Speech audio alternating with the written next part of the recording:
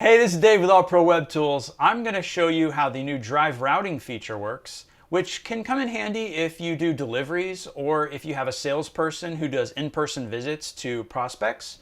Or this also could be used if you have a lawn care business or house cleaning business where you're going and visiting different addresses each day. So the first step is going to be to log into your AllProWebTools account from a computer. And the first thing you're going to want to do is create a custom tag. And you can call this custom tag anything that you want, but I would suggest calling it something like drive route. Now, if you have multiple representatives with different drive routes, you can name the drive route for the person. So now that we've created that new tag right here, drive route, now we're going to go find some clients to add to that drive route tag. So we're going to add this one here.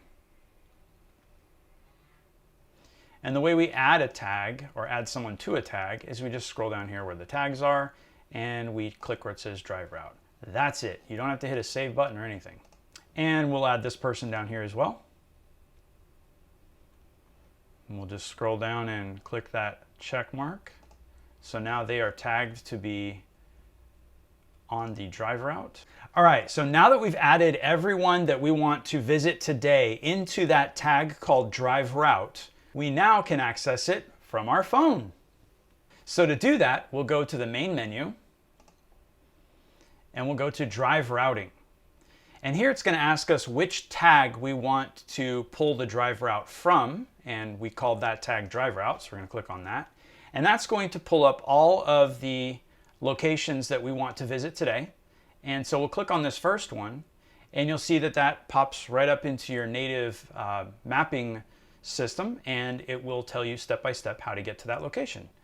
And once you're done with that visit, you can go back and click the next address on the list and it will give you drive routing instructions to that location. And that's all there is to it. Just go in and add everyone that you want to visit for that day into a special tag, and then go to your mobile app, access that tag, and go through the list of people that you want to visit.